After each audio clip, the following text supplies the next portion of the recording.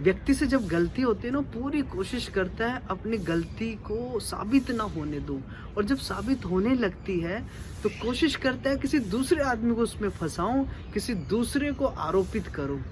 Even कि मनुष्य ऐसा प्राणी है कि भगवान को भी आरोपित कर देता है, यानी गलती खुद करता है, सारा दोष भगवान पे डाल देता है।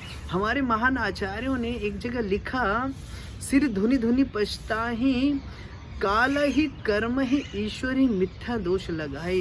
व्यक्ति सिर पकड़ के रोता है जब वो बुरी तरीके से फंस जाता है। जीवन के अंतिम क्षणों में जब धरती से जाने लगता है, हाथ में कुछ नहीं होता या भजन नहीं कर पाता, तो तीनों को दोषी ठहराता है। पहला दोष वो ठहराता है काल ही, यानी समय को।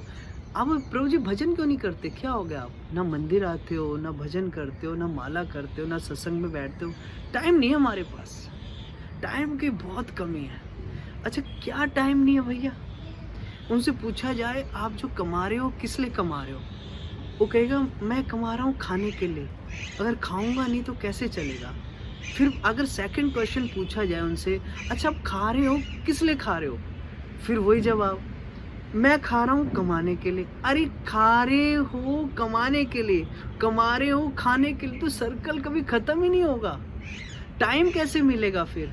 और दूसरा उदाहरण देखो ना, कितना भी बड़ा बिजनेसमैन हो, कितना भी बड़ा दुकानदार हो, जिसके गले में रोज का 1-1, 2-2, 3-3, 5-5 लाख रुपया गिरता हो, आप उसको भी ध्यान से देखना। इतना बिजी बिजनेसमैन है वो, फिर भी उसको पता है कि कैसे दुकान के इतने टाइट समय में भी कस्टमरों के बीच में भी खाना खाना है, क्योंकि उसको पता है मैं खाना नहीं खाऊंगा तो मैं दुकानदारी संभाल ही नहीं पाऊंगा, मेरा शरीर ठीक रहेगा नहीं। दुकान भी चल रही है, नौकरों को लगाया हुआ है, साथ में खा भी रहा है, फ़ोन भी अटेंड कर रहा है, पर खा भी रहा है साथ में, तो उसके लिए भी तो समय निकालता है ना वो व्यक्ति, क्योंकि उसको ज़रूरत पता है ना खाने की। और जो दूसरा है वो है कर्म। कर्मों पे दोष डाल देते हैं हम, भजन का टाइम नहीं मिलता महाराज, कर्म ही ऐसे हैं हमारे, पिछले जन्म में है, हमने पता नहीं क्या पाप किए थे, पता नहीं भजन ही नहीं हो पाता, मैं माला पकड़ता हूँ या पकड़ती हूँ, पता नहीं मन ही नहीं लगता मेरा। ऐसे ऐसे विचार आते हैं जो मैं कभी सोचती भी नहीं उन विचारों के बारे में। मैं क्या करूँ, मेरे बुरे संस्कार हैं, बुरे कर्म हैं। ऐसा नहीं होता, आप कर्मों को दोष दे रहे हो। अगर आपके इतने बुरे कर्म होते ना, तो तुलसीदास जी ने कहा, बड़े भाग मानुष तनु पावा। अरे भाग्यवान है वो जिनका मनुष्य शरीर है, और आपके पास तो मनुष्य शरीर है। 84 लाख योनियां, जिसमें से गधा, पशु, पक्षी, मीन, कुछ भी, कोई भी जानवर बना सकते थे भगवान आपको, कोई भी पंछी बना सकते थे, पत्थर बना सकते थे, पहाड़ बना सकते थे, वृक्ष बना सकते थे। भगवान ने आपको मनुष्य बनाया, क्या सोच के बनाया, कितनी कृपा करके बनाया। और आप कहते हो कि कर्म खराब थे हमारे। कर्म खराब होते ना तो मनुष्य नहीं बनते।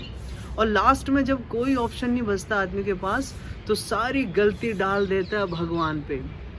क्या बोलता है, भजन नहीं हो रहा, भगवान की इच्छा ही नहीं है, मेरी माला नहीं हो रही, भगवान की इच्छा ही नहीं है, मैं अच्छे कर्म नहीं कर पा रहा, भगवान चाहते ही नहीं। किसी से पूछो ना, आप आते नहीं जी सत्संग में बैठा करो, जब ऊपर वाला चाहेगा तब आऊँगा। तो मेरी बात सुनो, सुबह उठते हो, रसोई में जाते हो, क्या ऊपर वाले ने आपको इंस्ट्रक्शन दी थी रसोई में जाओ? उस समय तो खाना बनाते हो, ऑफिस के लिए तैयार होते हो, सारा दिन अपने फैमिली के कामों को आप इतने परफेक्शन के साथ करते हो, पर जब भगवान के भजन की बात आती है, भगवान से जुड़ने की बात आती है, सत्य से जुड़ने की बात आती है, शांति से जुड़ने की बात आती है, तब आप कहते हो भगवान की इच्छा ही नहीं है। तो काल पे, कर्म पे और ईश्वर पे जो दोष लगाते हैं ना, वास्तव में वो खुद को ही धोखा देते हैं।